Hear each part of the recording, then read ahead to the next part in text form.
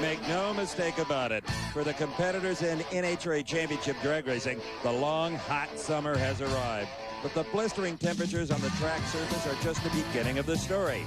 Superheated describes the point races in all three professional classes. The quest for Winston Championships is more feverish than we have ever seen it. Reduced to ashes says it all about any assumptions concerning repeat champions, dominant crew chiefs, or drivers. This is, of course, Kansas in June. So with the heat comes the ice. That exactly describes a track surface under the pressure of 150 degrees and 5,000 horsepower. Skate your way to victory here today, and you'll find that being hot isn't so bad after all.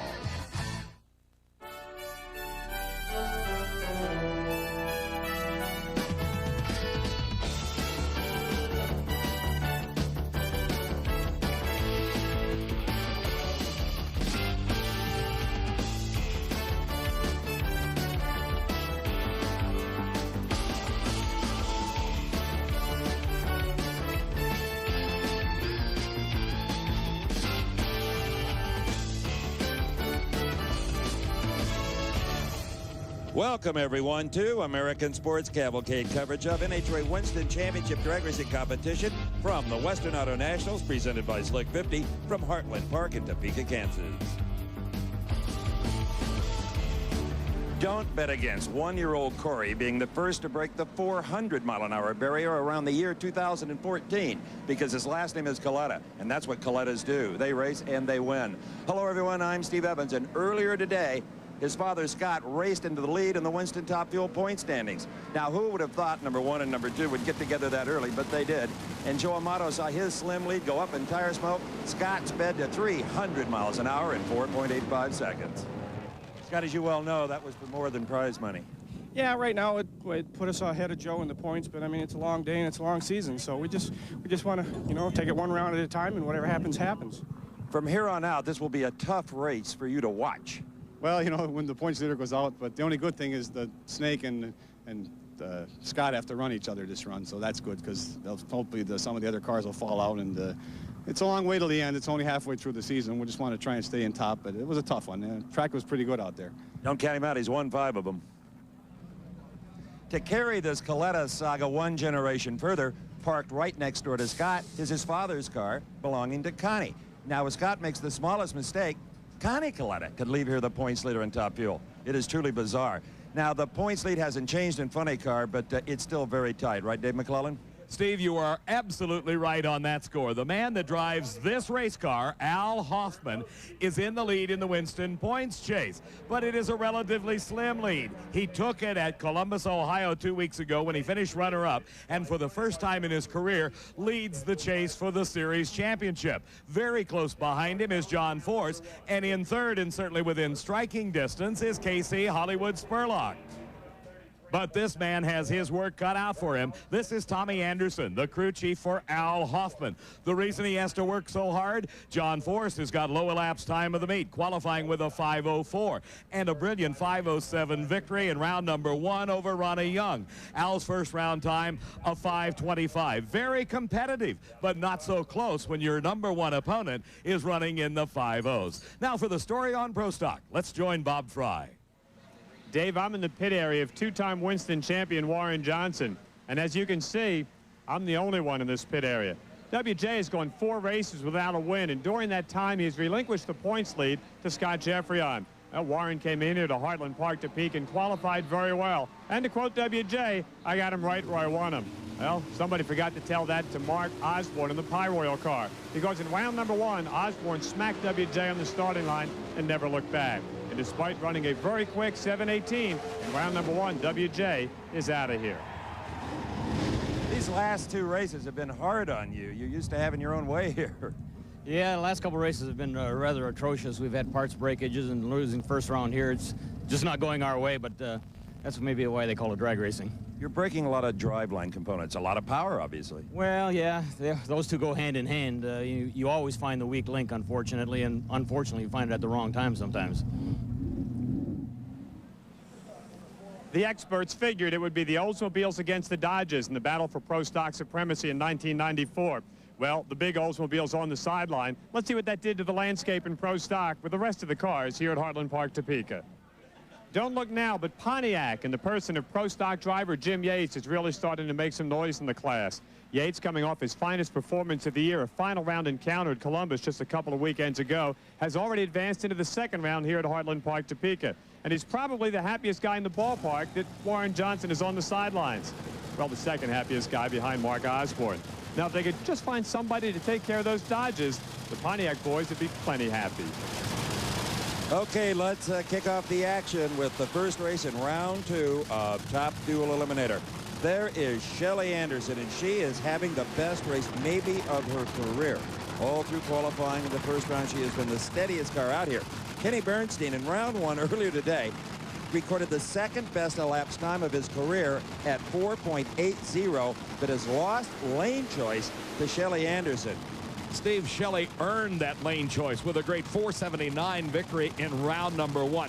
And what a story it's been about Shelly this season. She won the Winter Nationals. Remember, had the problems with the transmission, blew the tire, and it sort of skidded across the finish line on 3 wheels. Her dad, Brad Anderson, said, boy, she is one cool driver. So is Kenny Bernstein. The temperature may be up, but Bernstein's got to be pleased with the performance he's had thus far this weekend without the dreaded parts breakage that has been plaguing him all season long. Recently, they tested for 7 straight days at Indianapolis Raceway Park, and it has paid off. Bernstein qualified number 4 to 483 with the fastest speed of his career, 303 miles an hour. Shelly Anderson qualified number 5 at a 483. And as we're going to see right now, she defeated Blaine Johnson in round number 1. It was Johnson in the near lane. He had the better reaction time, but couldn't hook the car up. Shelly won it with a special treat. Boy, that's the quickest pass yet. It's my third 70 in the heat. That's nice. How many 300-mile-an-hour runs do you have? None. You do now. Well, that's nice, too, I guess. I was late. I'm pretty upset with myself. Well, I could tell. I thought you'd be a little more excited. I'm excited. God, it's a long race. There's 3 rounds to go, and they're all tough. I mean, I could have lost this one. I did last weekend and running real good. Great job. Running real good. Huh, that's an understatement. Shelly was hard on herself because she was about 0.06 of a second late off the starting line. Blaine Johnson had a brilliant reaction time. Now it is round number 2 action. Kenny Bernstein in the lane nearest the cameras. Shelly Anderson in the slick 50 car in the far lane. And both cars smoke the tires. Bernstein recovers first, blasts his way across the finish line. Well, it wasn't very pretty, but it was a win for the Budweiser King. 634, a speed of 156 miles an hour. And Shelly won't be particularly happy here in round number 2. She was even slower on her reaction time than she was in round number 1. That is Austin Coyle, the talented crew chief for John Force. He's getting ready for round number 2. Welcome back to Heartland Park, and this is the way it was just a few moments ago. When both Shelly Anderson and Kenny Bernstein lost traction, Bernstein won it. Kenny, you're going to have to tell me what happened, because I couldn't see through all the tire smoke. Yeah, that's exactly what happened. Tire smoke shook, knocked them loose, and I guess Shelly was in the same boat. I pedaled it a couple of times. It finally blew the belt off, and I went, now, after all that, the belt comes off. She's probably going to go past me before I get to the finish line. You were aware of where she was on the racetrack most of the time? I just knew she was in trouble, because when I'm in trouble and she hasn't passed me yet, obviously I was just hanging on, hoping it would coast on through there. Lucky break. We needed one. It's been a long year. This is what can happen when you have to pedal one of these things. He's right. The belt is off. And the crew hoping there's no internal damage to match the missing blower belt. Next pair of cars, Connie Coletta, the patriarch of the Coletta Racing clan. He is up against the surprising Stevie Foster out of Atkins, Texas. Surprising? That is an understatement, Mac. Stevie Foster came into Topeka having qualified for only 2 national events in his life and had never won a round. And Tim Richards, crew chief for Connie Coletta, says, well, if all that's true, how come he's got lane choice? And Richards a little crabby anyway. He didn't like the way Connie executed the burnout. And he's not happy without lane choice because he saw what Kenny Bernstein did. And while the racetrack may appear to be equal, there at least is something going on in the drivers' minds or the crew chiefs that would want them to select a given lane. And the lane of choice has been the far side of the racetrack. Foster qualified 15th with a 498. His first round opponent was the reigning Winston champion, Eddie Hill, who had qualified second with the Pennzoil car at a 482. He had put Stevie Foster here in the lane nearest our cameras. Eddie Hill was dead late. He was distracted by a vibration on the burnout. Maybe he shouldn't have run the car. He wasted a 483 to Foster's slower 489. It's a wonder it wasn't in a ball of fire. They discovered a broken crankshaft in the pits. And Connie Coletta had qualified 7th at a 486. He beat Pat Austin in round number 1, but he had problems on that run. Ran only a 515. The 489 turned by Stevie Foster to defeat Eddie Hill's much quicker 483. Gave him the choice of lanes. Stevie Foster is away first. Look at this. Another huge upset. He daylights Connie Coletta with a 487, the ride of his life, at 295 miles an hour. I think maybe Connie and Tim Richards may have underestimated Stevie Foster. The 487 and 295, the quickest and fastest run of his career. Watch this. There's 0.04 of a second in the bank. An advantage at the starting line, going to the white car in the far lane. And Connie Coletta, who runs a 4.90 second elapsed time, never could catch him. So Stevie Foster, who had never won a round of racing in NHRA competition, is now into the semifinals of this Western Auto Nationals. To the far end, and Steve.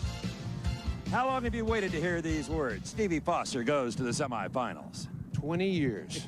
I'm serious. I ran, the last time I heard any kind of numbers like that was 1976 in an Econo rail. What a big difference, right? You just ran a 487. Is that right? Yeah. Boy, the guys are doing a fine job. Thanks to NHRA, thanks to these guys. I'm going to help Eddie out this weekend. We're going to take Pennzoil somewhere if we can. I hope and pray. What a blast. Foster, Miller, and Dyer, like the old days when 3 guys get together to run a car. Thank you. Boy, are they having some fun. Our next pair of cars could have a definite bearing on our Winston points chase. This is Don Prudhomme in the top 5 in the Winston chase at the moment. The Skoal Bandit is even on top of our qualifying list here with a #1 spot. His opponent, Scott Coletta, the other half of the Coletta Flying Services team. Earlier, we saw him beat Joe Amato. He qualified 9th. Prudhomme's qualifying time, 482. He beat Clayton Harris in the first round. Let's watch the staging process. Prudhomme prefers to stage last. So does Scott Coletta. Coletta has made it known that Prudhomme will not dictate how he runs his race car. Let's watch. Into the pre-stage.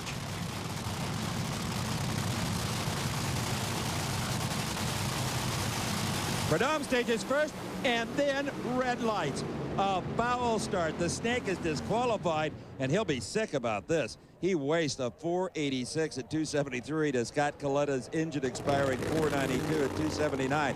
The snake struck too quick. Let's watch again. As they came into the staging beams, the tree flashed green, and the red light came on for Don Prudhomme. The drivers will tell you, if you don't get a red light every now and then, you're not trying very hard. Well, he tried just a hair too hard. Our next 2 cars pit 2 of the new breed of Top Fuel racers. These are the guys in their late 20s and early 30s that are taking over where Don Prudhomme and Connie Coletta are leaving off. You were just riding on the burnout with Tommy Johnson Jr., who wheels the Mopar Express Lube car. Down at the far end of the track, here's the snake. Sometimes you got to just go after it, and you did. Yeah, I did, Steve. You know, I thought I saw a change. I was really pumped up, really ready, and I was just too quick. You know, he's awfully good, and, you know, the cars are running even. Somebody had to leave first. Points-wise, that's a pain in the neck. Yeah, it sure is, but heck, you know, still got a long year yet. And I'll try to do my job a little better next time. The new philosophical snake. And, of course, Prudhomme in his final strike tour out of competition, and that is good news for Scott Coletta, because with the snake out, Scott's dad Connie out, and Joe Amato out of competition, there's nobody left that's close to Scott in the Winston points chase. Wendy Johnson backing her brother up. She hopes to one day drive a Top Fuel rank herself. Right now, she's 19 and in the sportsman ranks. Tommy Johnson Jr., you take a poll of the other drivers, may be the best Top Fuel pilot on the track today. Incredible reaction times. Corey McClanathan will be trying to match those reaction times. He's had a little bit of a problem in that area this year. He won the Phoenix race. Tommy Johnson Jr. in round #1, we should tell you, uncorked low elapsed time of the entire event at 4.77 seconds, quicker even than Shelley Anderson. And set a new national speed mark at 306.64 miles an hour in the process. Every one of our 16 drivers are so good on the starting line, it just continues to add pressure to the drivers to excel. TJ Jr., an incredible reaction time. Tire smoke for Corey Mack. This one was a slam dunk, but oh, he slowed way down, Mack. 493, only 293. Not a record pace there. Steve, the reason may be he popped the supercharger right at the finish line. Lots of work ahead for that crew. Well, Stevie Foster's dream continues. Now he faces Tommy Johnson Jr. in the semis. Scott Coletta and Kenny Bernstein will duel it out in the final four. That'll be coming up in just a few moments. That's the John Force team headed to the staging lanes. John giving us a little spritz of water on it, trying to stay cool as he will be racing Dean Scusa in round number 2 of funny cars. Steve? Well, Tommy, this baby had about an 1,100-foot fuse on it. You were lucky to get there with the 493. Yeah, it was. You know, Steve, I felt it nosing over. Towards the end, I thought, should I shut it off or run it through the lights? But eliminations send it, you know. Expensive. Yeah, it is. 306 and then blowing the blower. That's our favorite blower, too. It's gone. Settle's favorite blower. Steve, with an 1,100-foot fuse, he falls about 220 feet short. 1320, the distance of this racetrack. Funny cars coming up next on American Sports Cavalcade. We're back at Heartland Park, Topeka, one of the largest motorsports facilities in the world as far as its total size. And before we have a little more action, how about a quick word about NHRA Now, presented by Castro GTX. It's a 24-hour drag racing information line with the latest info on your favorite drivers and events. You just call 1-900-468-NHRA. Under 18, ask your parents. Charges will appear in your phone bill. The man you'll hear when you call that, and you can hear right now, Dave McClellan. On board in the Western Auto Slick 50 Dodge Daytona of Al Hoffman, and he's getting smoked in. Same process underway for the Loctite Fast Orange Dodge Daytona, driven by Whit Bazemore. Bazemore has had a rather successful season thus far with very minimal parts breakage. He qualified 12th here at a 537. His opponent in round number 1 was Chuck Etchells, who has nothing but fond memories of this racetrack because it was last October he recorded the first ever 4-second elapsed time by a funny car. But today he won't have fond thoughts about this. A red light at the starting line, wasting a great 528. Bazemore with a 577 got the win, and Whit now faces this man, Al Hoffman from Umatilla, Florida, the number 4 qualifier at a 5.20. Beat Gordy Bonin in round number 1, stopping Gordy Bonin's win streak at 2. In fact, he beat him with a very tiny little hole shot. Whit Bazemore, his new crew chief, Rob Flynn, has really turned this operation around. Quite honestly, they called him Blazemore a lot. He had so many fires, but this guy is running a very clean operation, one of the youthful crew chiefs in funny car racing. Hoffman, he wants to hang on to that points lead over John Force. He's got it right now by the narrowest of margins. You're on board the Western Auto Slick 50 Special with Al Hoffman.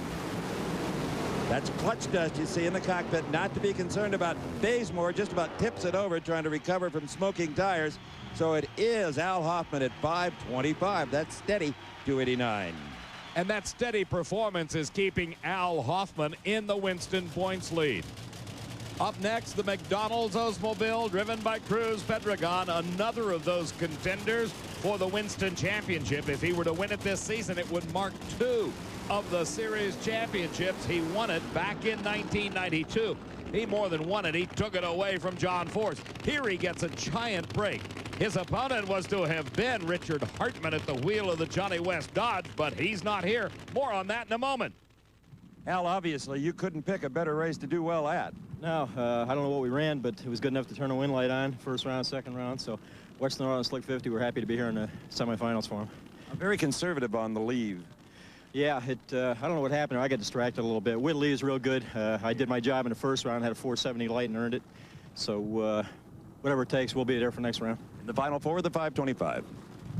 There was about 0.07 of a second difference between Bazemore and Hoffman. Hoffman just was able to outperform the tire-smoking Bazemore. For Cruz Pedregon, most racers will tell you they need a little bit of luck. This is his dose of luck this day, as Pedregon had qualified second at a 5:05, beat Jim Blake in the first round. Richard Hartman qualified 10th, beat Gary Bolger in the first round, but he's not here. Bob Fry will tell us why. Well, there's not a lot of urgency in the Johnny West, Richard Hartman Motorola pit area. Johnny, you guys won that first round, had a chance to go up against Cruiser in round number 2, but you were a no-show. Tell us why. Well, when we for about the past 5-6 races now, we've been having a heck of a time trying to keep the back main bearing in the motor without trying to make it go black. We got the whole motor back together, and then we discovered that the back main was black, so we just didn't have enough time to change engines. Matter of time more than a matter of parts. Right. And a blackened main bearing, of course, indicating that you've got some serious problems in the oiling system. Steve? Had Richard Hartman come to the starting line, Cruz would not be in that lane because Hartman had lane choice. Cruiser wants it in the final 4, and wowzers, he may get it on a single of 5:19 at a shutoff 266. That's impressive. They really stepped it up. Stay with us. We're going to step it up too here in Topeka. Back at Heartland Park, Topeka, the fans are jammed around the bright red trailer of Kenny Bernstein. The Budweiser King hopes that this is the day it all comes together. But he's got quite a challenge in the semifinals. He races Scott Coletta. Maybe that's the reason for the look of concern on Dale Armstrong's face. Steve? Tell you what, a 5:19 shutting it off to only 266. That's bad. Yeah, it was running pretty good. Had the front end up, and it got a little over towards the center line. I didn't want to knock the cones down on a single. That would have DQ'd us for sure. Car is running very well, but Force is running better than everybody. Force is running awful good. We ran an 05 with him that night. He ran an 04.9, so we can run with him if we meet him in the final. I think McDonald's car will be okay.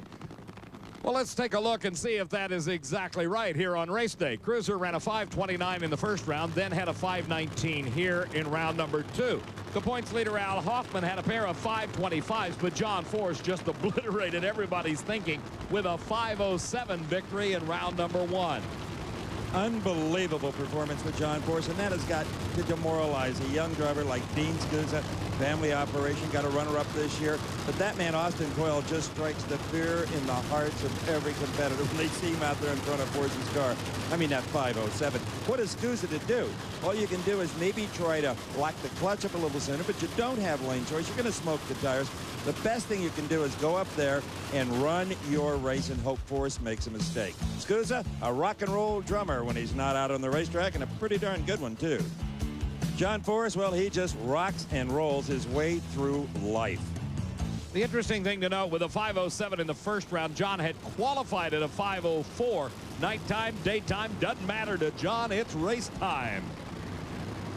Pre-staged. What can Scusa do with Force? He moves in first. Force is there. Scusa up in smoke. Look at Force go. Good God. A 5:02 at 296. He beats his own nighttime numbers in an 85-degree racetrack. Let's go to the pits. Bob Fry's with his next potential victim. Why isn't this man smiling? He's got Force in the next round. All you got to do is pick up a stinking little 210s. Yeah, we have to try to do that in a bad lane. All I can say is those guys over there are awesome. I mean, even though we've got the points lead at this point in time, that's still the car to beat. It always has been, and it looks like it's going to be for a while, to be honest with you. Just couldn't just like choke the 4-barrel or something like that? I wish it was that easy, you know. But believe me, I'm going to try something. But there's a couple of ways to play this. You know, I could just be consistent and go over in another lane and go up and run my 5:19 to 5:20 and hope that he makes a mistake, or I could go up and try to step up my car. I haven't decided yet what I want to do. Right now, let's go down to the far end of the racetrack. Steve is with the man to beat. That was about science fiction, John. A 5:02. Well, that's what you needed. His car's, it's come around just like it did at Columbus, and I stumbled at Columbus. I ain't going to stumble today. Cruz says it's going to be you and he in the final. Well, I always said he was a hot dog, but I still got Hoffman to get around. 2 weeks ago at Columbus, John had similar performances, but red-lighted there. That's what he's trying to avoid here. Here's the Moon Eyes Dodge, owned by and tuned by Jim Dunn, driven by Kenji Ogasaki. His opponent, another Dodge, the Fruit of the Loom car out of Nashville, Tennessee. KC Hollywood Spurlock at the wheel. This is the car tuned by Ronnie Swearingen that won the opening race of the year, the Winter Nationals out of Pomona, California, and hopes to stay in the thick of the points chase. He needs a good outing in Topeka to do that, though. He's starting to fall back. Kenji Ogasaki, the Japanese national, has become one of the most popular drivers in the pits with the fans. They will line up forever to get his autograph. He's a wonder. These two cars ran very well in qualifying. Spurlock, number 3 at a 5:17. Kenji, number 6 at a 5:26. Oh, what a hole shot for Kenji Ogasaki, and he smokes the tires. Spurlock takes the win. He shuts it off early at 2:32. His elapsed time of only 5:32 costs him the choice of lanes in the semifinals. But Ogasaki was very aggressive off the starting line. That's a good reason why the tires went up in smoke. So Spurlock loses the lane choice to Pedregon in the final four. The other side of the ladder, well, he's going to have to work some magic. Al Hoffman up against John Force. The story's been told there of 5:02. No doubt about who has lane choice. Talk about working some magic. This is Stevie Foster's crew, and they're doing it again. Stevie comes up in the semifinals against Tommy Johnson Jr., the new national speed record holder. To the far end of the track, here's Steve. Well, Casey, it's a good thing Kenji wasn't on his game because you fell way off. Yeah, Steve, we did. The car really hurt itself that run. I lifted quite a bit early, got down to the finish line, and it was nicking itself pretty bad. So I knew I had the win late because I saw him go by pretty quick, and I figured he had a problem and just decided to lift and hope he didn't come by me at the finish line. Might have prevented a fire and certainly saved some parts. As Casey Hollywood Spurlock crew come to get him at the far end of the racetrack, they face a lot of work. Kurt Johnson is getting himself prepared to race Larry Morgan. Pro Stock coming up next from Topeka. We're back at the NHRA Western Auto Nationals. That is Tommy Johnson Jr., and that's his sister Wendy on the right. He will face up with Stevie Foster in the final four. Stevie Foster from San Antonio not only remembers the Alamo, but how to cut some pretty good lights. But he'll be up against the very best with TJ. Right now, Dave McClellan, it is time for Cars on Steroids. The Pro Stockers, the factory hot rods, whatever you want to call them. Kurt Johnson driving the Sunny Hill Movada Shoes entry up against the Castrol Super Clean car, a pair of Oldsmobile Cutlasses. Larry Morgan. That's the view from inside the cockpit of his race car. Right now, here's the standings after round one. Scott Jeffrey is the leader, followed by Darrell Alderman, then WJ, KJ, and Jim Yates rounds out the top five in the Winston points chase. So you can see, for Kurt Johnson, this is a most important race. Bear in mind, it was up at Englishtown just a few short weeks ago that Kurt set the drag racing world on its ear when he ran a 6:98, the first ever 6-second elapsed time. Larry Morgan had qualified fifth here, while Kurt Johnson qualified number 4, 7:21s a pair. Morgan beat Mike Thomas. Lewis Warden was the victim for Kurt Johnson, who holds the lane choice here by a slim 100th of a second difference in their round number one time. That is not the Oldsmobile Kurt Johnson ran in the sixes with. He's crunched it up against the wall at the new track at Virginia, and it's a long ways from being ready to race again. That is a borrowed mount from the Scribner brothers. Let's ride in the back seat with Larry Morgan as we look at the Lenco levers that control the 5-speed. There's the front fender of Kurt Johnson. Kurt Johnson, Larry's pulling away. Do something. Not pull the parachute. Kurt Johnson wins it at 7:21, 192. Oh, Morgan isn't going to like this. He was quicker in the elapsed time department at 7:20, but late off the mark. Watch and replay. The car in the far lane got the advantage, and that's what won him this race. He had the slower elapsed time. Morgan, who we took the ride with, don't worry, Steve. He knew exactly what was going on when he saw Kurt Johnson pulling away. But if you got your foot all the way through the firewall, there's not much else you can do on these carbureted, gasoline-burning race cars. There's the margin of victory. Kurt Johnson wins it. Hey, one of the Johnsons has got to do it, right? Nice hole shot. Thanks. That was one of the worst runs I made all day. This old dinosaur, there might be some hope for it yet, thanks to the Scribners. Your 21 beat Larry's 20. Excellent. We need a hole shot every now and then. You had a nice one, 400s. You don't always have to be the quickest car on the racetrack to be the winner. You see the number 2 on the window of his Oldsmobile Cutlass? That's his finishing position in the Winston Chase a year ago. Might be a bit tougher to finish that high this season.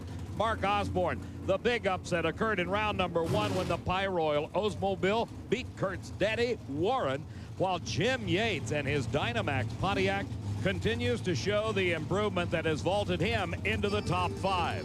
Yates had qualified number 6 here. His elapsed time was a 7:24. He beat Jerry Haas in the first round, while Osborne, as we watched, came from his number 14 qualifying spot to whip up on Warren Johnson in that first round upset. Yates is fresh off a runner-up victory, the second time in his career, as a matter of fact, just a few weeks ago in Columbus, Ohio. Got beat by Scott Jeffrey but it really pumped him up. He's got some Dick Maskin horsepower under the hood of that blue and white Pontiac, so it's General Motors up there. One from the Pontiac division, one from the Oldsmobile side. They bring these engines way up high in the RPM range, sidestep the clutch, and they see the last amber light. Away first is Osborne, but Yates covers him immediately. Oh, Jim Yates is on it today. 7.19 seconds, 192 miles an hour. Osborne left first, but had no muscle on the top end. 7:31 at 190. The next pair of cars already in the burnout procedure. That's another Pontiac. The Pennzoil Trans Am Firebird formula of Jerry Eckman up against the new, sleek, zoomy Avenger, driven by Darrell Alderman. For Jerry Eckman, if he doesn't advance another round, this day has been a success, because when he won the first round, that's the first win of the season for him. Steve? Oh, that's one of those you're saying, come on, Pontiac. Yeah, buddy, I tell you, that felt really good. Really fast out there. How fast we run? Another 19. Another 19. That's pretty consistent. I don't think the air was any better. I think we made a better run that time. You saw a lot of that other guy. Well, it looked pretty close right off the starting line, but felt like I run away from him pretty good down the bottom. What did he run ET? Doesn't matter. I tell you, it feels good to win. May win some more, too. The normally laid-back Jim Yates certainly reveals his excitable nature. You're on board with Darrell Alderman, and his win in the first round vaulted him past Warren Johnson into the #2 spot in the Winston Chase. In fact, Darrell Alderman qualified #2 at a 7:19, beat Troy Coughlin around #1. Jerry Eckman, he qualified #10 with a 7:28 and got his first round win of the year, as you said, Mac, beating Frank Iaconio in round #1. Now let's talk a little bit about the car over in the far lane, Darrell Alderman. I asked the crew chief, Dave Hutchins, does this Avenger want something different than the Daytona? He said, yes, we just don't know what it is yet. Keep feeding it power and clutch till we find out.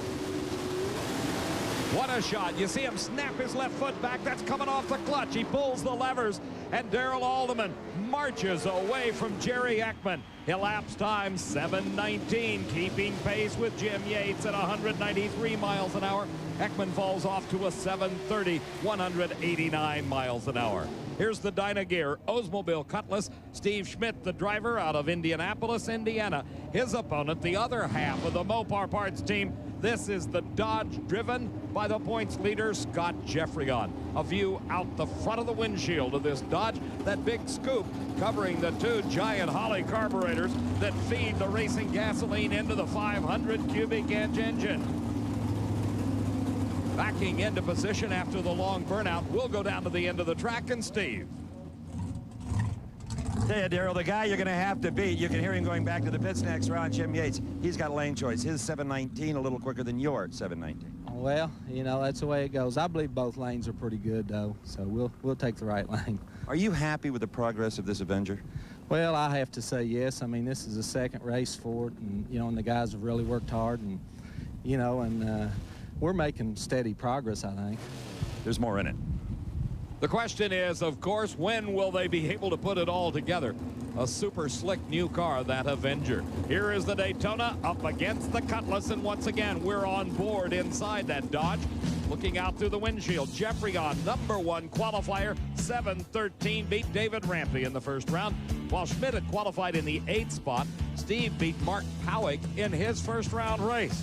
And if Scott Jeffreyon can hold on to low ET of the event, which he has now with that 7:13, that's worth 50 bonus Winston points, and they all add up at the end of the season. Scott Jeffreyon, with a short wheelbase Daytona, desperately needs to keep lane choice. First, he's got to win, but he'd like to run quicker than the opponent he'll face in the succeeding round. Look to your right. You see Steve Schmidt? I don't either. Neither does Scott Jeffreyon. Jeffreyon wins it, and that'll get him lane choice probably 7:13, 194 miles an hour. For sure it will, to a losing 7:20, 191. Steve, as we watch this one in replay, take a look at the car in the near lane. Again, a big advantage at the starting line, one opponent over the other. This time it was Schmidt picking up an early lead, but he was unable to hold it as they planted the rear tires on the Dodge, and it just marched through the gears until at the finish line he had about a half a car length lead. Maybe that race was just a little bit closer than Scott Jeffreyon had thought it would be. But either way, the end result is Scott Jeffreyon wins and advances into the semifinals, where his opponent will be Kirk Johnson by some 700ths of a second. Jeffrey On holds the choice of lanes. The other side of the ladder, Jim Yates and Darrell Alderman duke it out. Dodge against Pontiac, and here by 1,000th of a second, Yates has got the lane choice. Boy Scout, this Daytona is still darn dangerous. A 7:13. What can I say? The guys from Miles said it all. Yeah. It was a good, smooth run, you know. I think the left-hand lane's a little better here today, and we're enjoying it. You're going to keep it, too, with that one. Steve, you got to strike while you're hot. Nobody's hotter in Pro Stock right now than Scott Jeffrey on. Kenny Bernstein hopes he's rejuvenated the hot for his Bud King. We'll find out.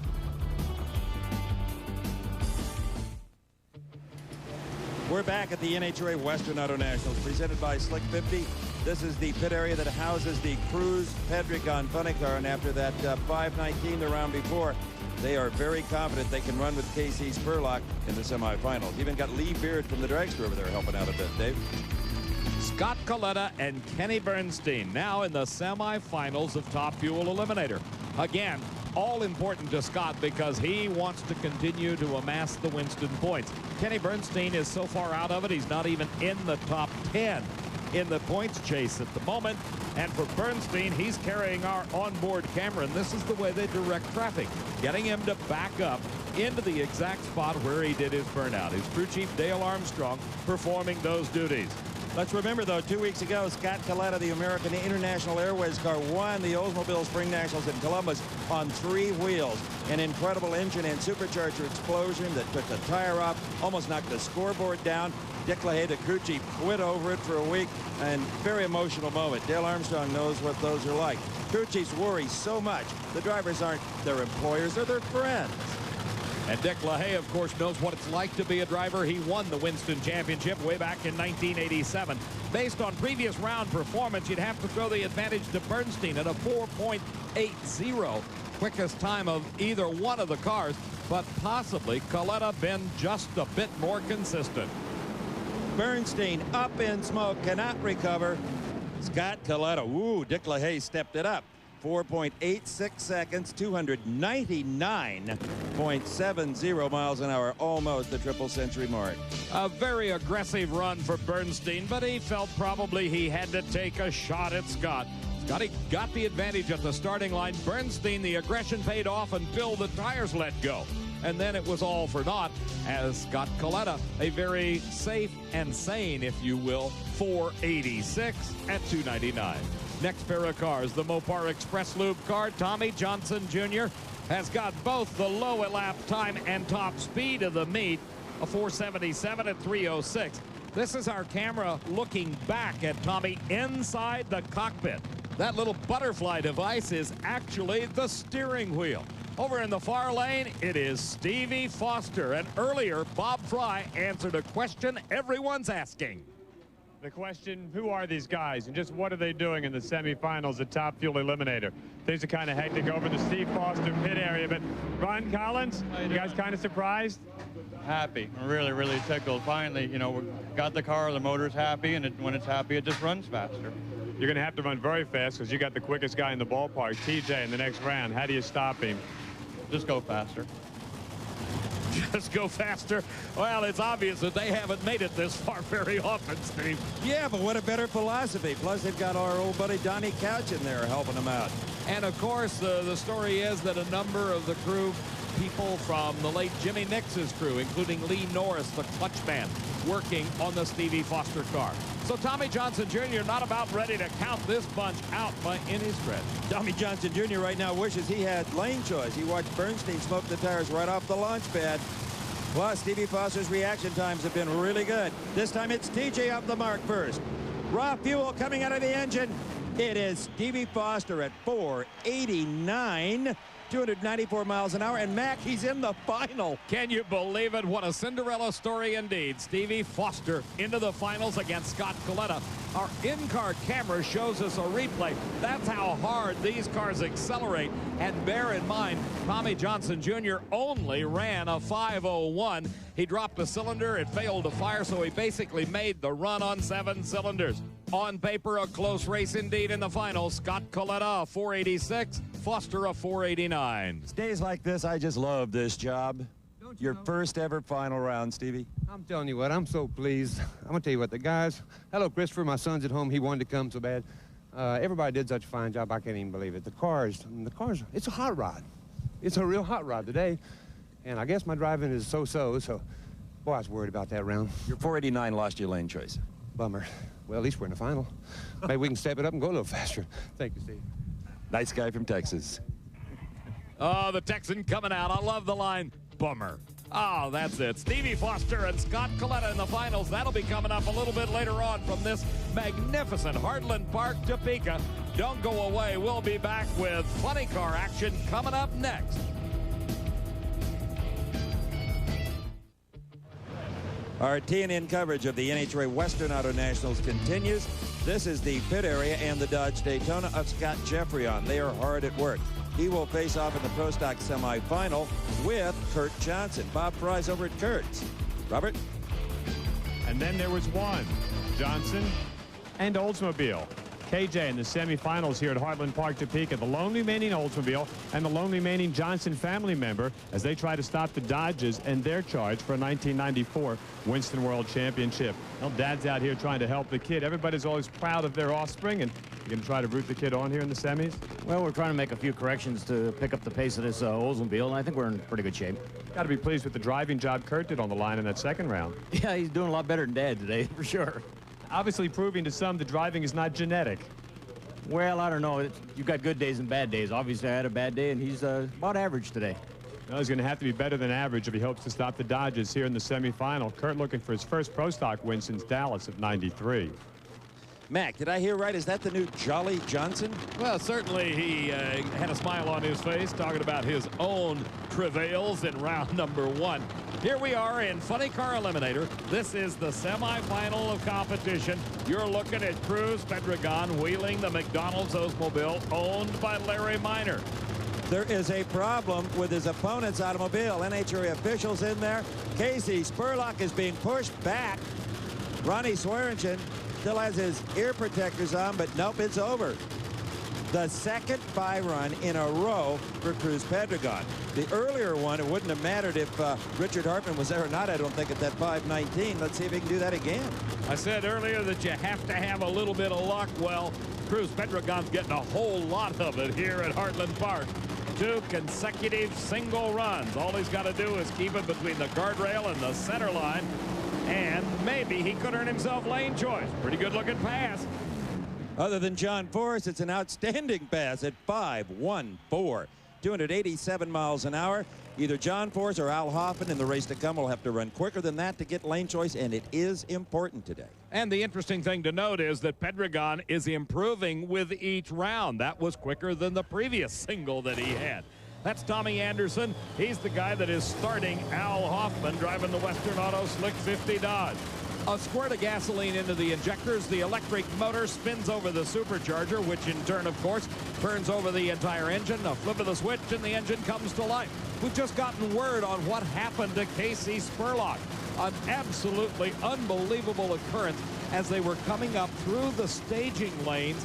The inner liner, the inside liner of the left rear slick blew. That let all the air pressure that was contained in the inner liner come out into the racing tire, and you just couldn't run under those conditions. Now the question is, can John Force continue to dominate? Hoffman hoping to impress the title right sponsors of this event, because they are the same ones that are on the side of his race car, is going to have to reach deep and come up with something, maybe just a little bit different, to try to stop John Force. Let's go to Steve. It's lonely out there running by yourself all the time. Yeah, it is. It's you know, we're running really good. I think we're onto something here. Get to race my old buddy Force in the final. Oh, that's great. We've been struggling here lately, but we hope Hoffman could beat Force. Well, that's possible, but Force running awful good, and you know, we have something for him here. We ran an 05 Friday night, so I think we can run better. Just ran a 14. That's good. We can. We need to pick up a 10th or so. Thanks. Pick up a 10th, just like it's so simple to do. If everybody could pick up a 10th, everybody would. It's a tougher task indeed. Everybody would make the kind of money Austin Coyle does, which is rumored to be, on a good year, maybe $225,000. Force stays pretty broke, but his crew lives well. The Dodge Daytona body comes down on the Western Auto car of Al Hoffman. They call it a Dodge Viper. Just a little zinger at Force, who calls his car a Chevy Lumina. We're not sure that it's not still up. Well, it starts with an O. All right, here is Force trying to run yet another O, and it may take that to challenge Hoffman. Hoffman did a very aggressive burnout. Look to the left. Oh, John Force just blows by. Al Hoffman has a problem. Force has none. 5-12 to the roar of the crowd at 288 miles an hour. That gives him lane choice over Pendragon. Steve, I don't know whether you caught it or not, but on the in-car shot, there was a flash of flame through the window. So there was some mechanical problems on Al Hoffman's car. Generally, when you see the flash of flame in that location, in that window, it is a head gasket that got pushed out by excess pressure. He was right along with Force until the problem set in, and then the Dodge in the near lane slowed, and John Force marched on to a final round appearance against Cruz Pendragon and will hold the lane choice in that challenge. Once again, the Cruiser and the Force man going off for a championship in NHRA Winston competition. You were taking no chances on red lighting up there. No, I ain't taking no chance on that. I heard Brudome and Bernstein talk about these valuable points, and I used to laugh. And I'm tired of being sick over them. My buddy. Did I win? I don't even know. You red lighted. I did? That's a cruel joke. No, you didn't. You ran 5-12, and you got the points lead back. He's, how's... Then you tried to run over me down here. The gasoline-burning factory hot rods, the stars of this act of the Western Auto Nationals presented by Slick 50 at Heartland Park, Topeka. This is the Avenger in the near lane, Darrell Alderman. You're riding on board as he kicks the transmission levers forward and then puts the car in reverse and starts backing up. As Darrell continues, let me invite you to become a member of the National Hot Rod Association. For just $52 a year, you got 48 issues of National Dragster, a patch, a pin, a rule book, and a whole lot more. And if you order by calling the number on your screen, you'll get a free copy of Diamond P's home video, Drag Racing 93. Make sure you make that call today. Jim Yates and his Dynamax Pontiac, the Formula Firebird, the guy that is going to challenge Darrell Alderman. Dave Hutchins says the problem with, if there is a problem with the Avenger, it wants to drive through the clutch. What does that mean, Mac? You got a pro stock license. Well, what it means is that as you let the clutch out, the RPM comes up too high and goes past the point where the clutch should start to lock up. It is sliding the clutch in effect, and therefore it never really locks up good. Tony Yates, she does a heck of a lot of the work on this car, including some of the clutch work. Jim Yates may well be in the driver's seat. He's got lane choice. That's all important. Steve, the drivers say that one lane just a little bit smoother than the other, and that may well be why the choice, particularly in the pro stock cars, is so important. Plus, the right-hand or far lane tends to get a little bit of a shiny spot on it. Alderman, poised and ready. Watch that left foot. Neither driver has staged yet. Look at Alderman. Look over to his left. He's wondering what's Yates doing, and Yates is just sitting there wondering maybe what Alderman's doing. Buster Couch, very patient at the moment. Buster Couch is right now starting to just walk away. Let him play. Who cares? Goes over to the Wayne County Speed Shop guy. Mike Sullivan says, how you doing today? Look at that. Buster Couch just sat down. Now Jim Yates broke. He went in. Darrell Alderman creeps forward. The tree's green. Boy, Darrell made sure he had that clutch all the way out, didn't he? But out in front of him is Jim Yates. By a half a car, it is Jim Yates. And Tony gets airborne. We have liftoff with the young lady. 721 to a 725. Was that a great onboard camera shot or what? They both run 191. After all of the games played at the starting line, Darrell Alderman was 0.02 of a second quicker off the mark. The car, though, could not run the number necessary to take the win. By 0.04 of a second, Jim Yates prevailed in the performance department. When you get down to the finish line and you look at it in terms of distance, here was the margin of victory of 23 thousandths of a second. And you talk about a race being decided by just a few feet. This one could actually be measured in just a few inches. Down to the far end, and Steve. What was going through that brain of yours as you two just sat there? I knew it was going to be a battle when I go up there and run him. I mean, he is a tough guy to beat. And I figured that even though we'd run faster on the last round, we were basically the underdog, and I was going to make him earn it. And we went out there, we went out there to set low ET of the race and to drive as good as we could drive. You outran him a 7:21 to his 25. Thank God. I'm telling you, those guys back there and my crew have been working so hard. And this is just good to come down here and win a few rounds, make it all worthwhile. Another final, 2 in a row. Bet he doesn't get lane choice. I bet he doesn't get lane choice. Well, Jim Yates may be confident, but I don't know that I'd put any money on it because he's got to withstand the onslaught of the other Dodge, and this has been the quicker car all weekend long, Scott Jeffrey-on. I tell you, Jim Yates is one of the few drivers I would kind of taunt down there. You can get a black eye doing that, but he's such a good guy, and he's out here to have fun as well as win races. Aren't we all? Up against the Dodge is an Oldsmobile driven by Kurt Johnson, another of the loaner cars out of the Scribner brothers camp. When Kurt crashed the 6-second Cutlass, he had to go back to the bank of race cars owned by the Scribners and say, hey, let me borrow it again until I get this one fixed. For Scott Jeffrey-on, he's using the tried and true Dodge that has carried him to several national event victories and the most success he's ever had in his brief career. The Dodge drivers today have been very, very cautious on the starting line, trusting in their horsepower to get them to the other end. Let's see what Jeffrey-on does. A staging battle? No. Scott's in. Kurt's in. Oh, it doesn't matter when Jeffrey-on leaves because Kurt Johnson left too soon. By 9 thousandths of a second, Kurt Johnson has red lighted away this round. Wouldn't have mattered. Scott Jeffrey-on trounced him anyway with a 7:18, 193. You didn't get lane choice, Jim Yates.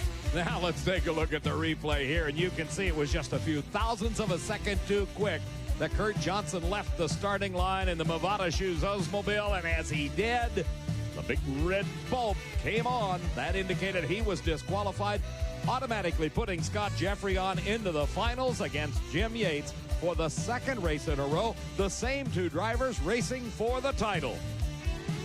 Scott, I just won a bet with Jim Yates. I bet on you for lane choice, and you got it with an 18. Yeah, it was a little loose out there, but lane choice is all important here, and looking forward to another final round with Jim. All the Mopar fans we got here in the middle of America, we want to put on a good show for them. I sense a quiet confidence in you I didn't see last year. Well, when you work with Wayne County, Darrell Alderman, and all the guys I get to work with every day, it'd make anybody confident. Remember, every round Scott Jeffrey-on wins is another 200 points in his Winston chase. That's Austin Coyle working at the computer. That's the crew working on John Force's Chevy Lumina. He races Cruz Pedregon in just a moment.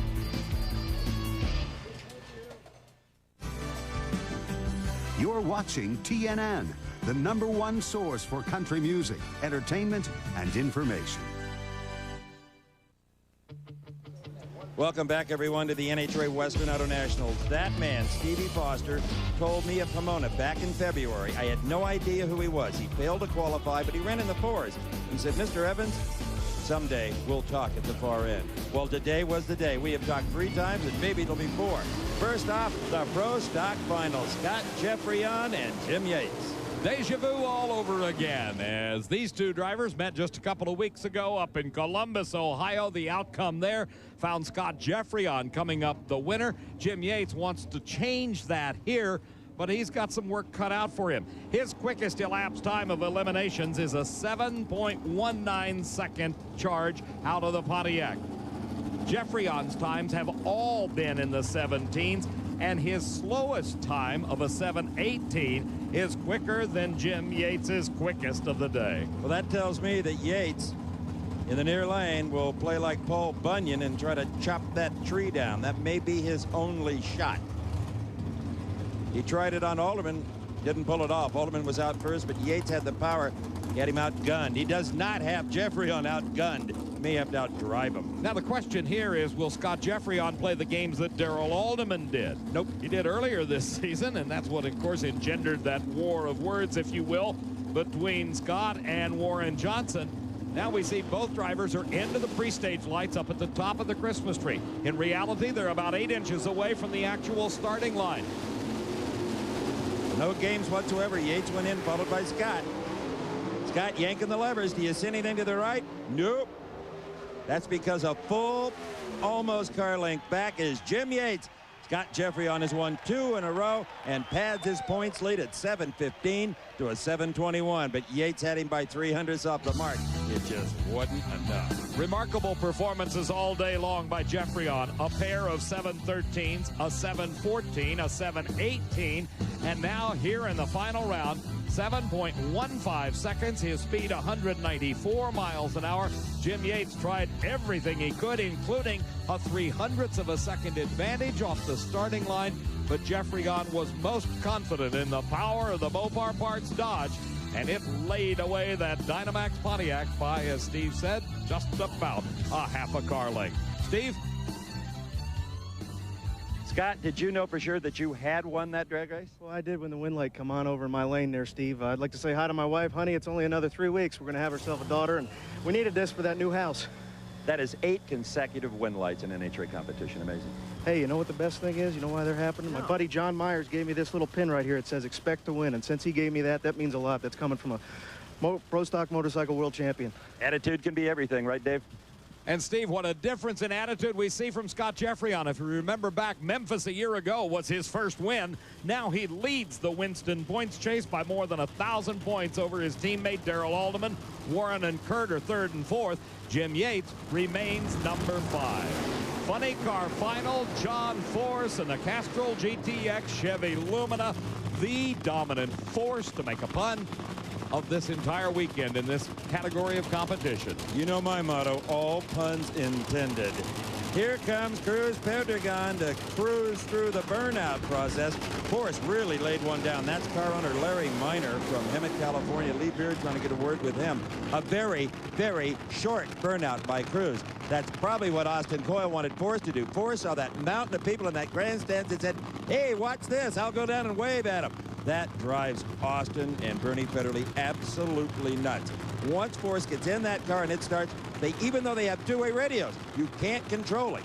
If you'll recall, John went to the short burnout procedures and he was losing drag races as what he felt was the result of it.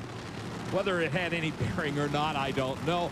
The heat and the Goodyear tires really does not require that long, smoky burnout. But ever the showman, Force is out there, as Steve said, waving to the crowd. Mike Green backing up Cruz Pedregon. We stopped by his pit just before the car went into the staging lanes. He said, I have not hopped this thing up. I don't think the lane will take it. We'll go up there. Hope Cruz can do his job. He usually does. And hope that lane will hold it. I mentioned some shiny patches. It's that way right now. You almost look like you went out and polished it with one of those floor sander deals, you know?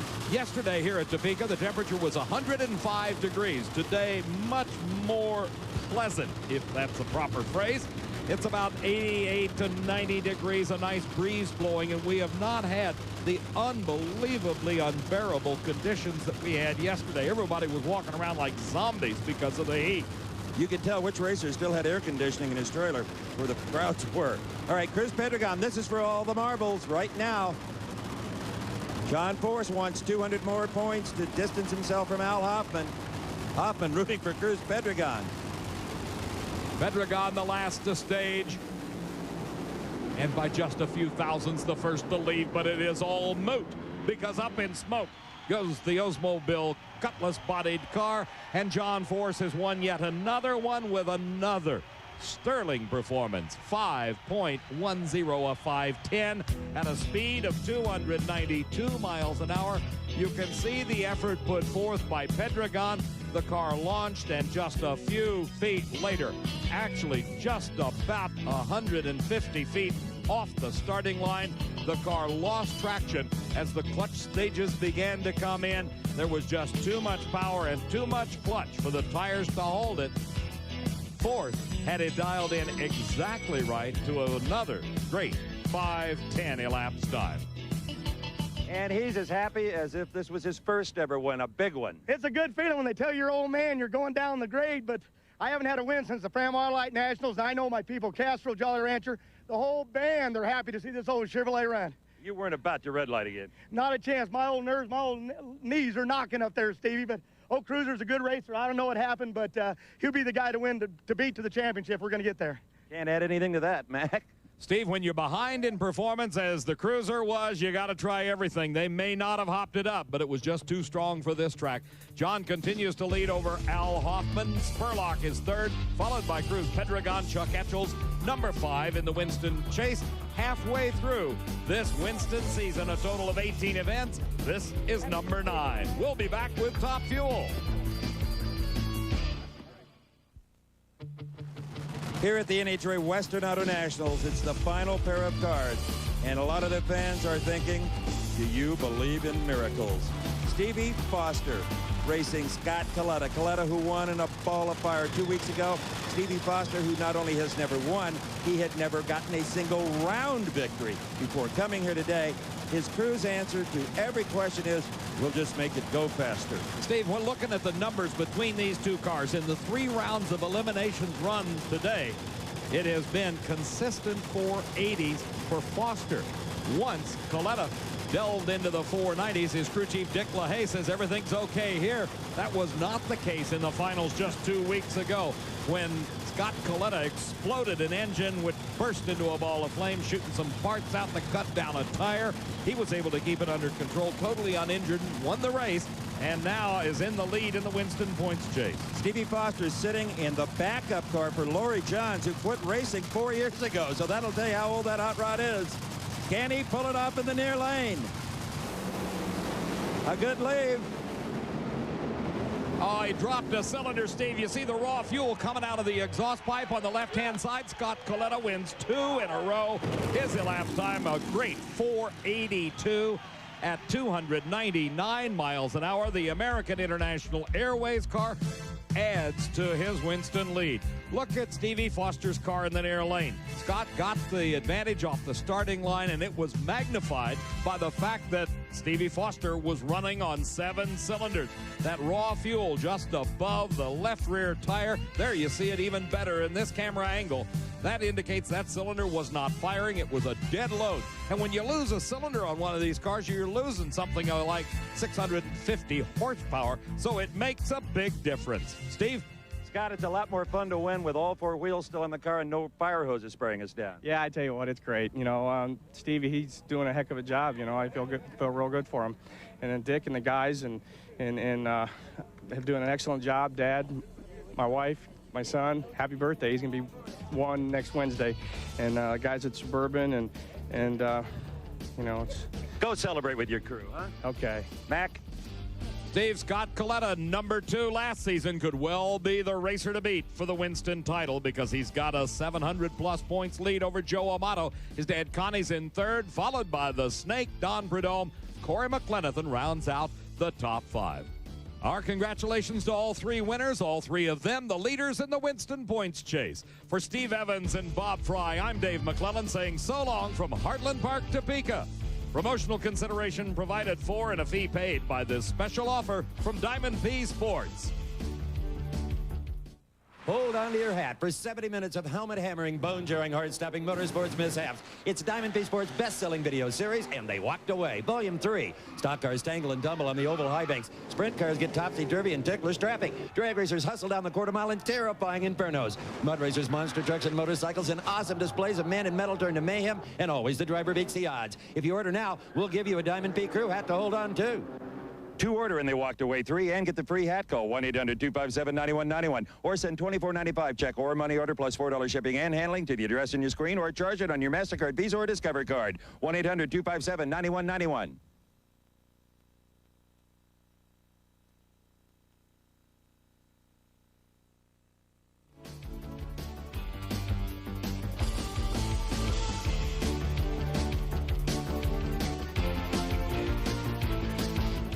The American Sports Cavalcade has been a production of Diamond P Sports and a presentation of TNN Motorsports.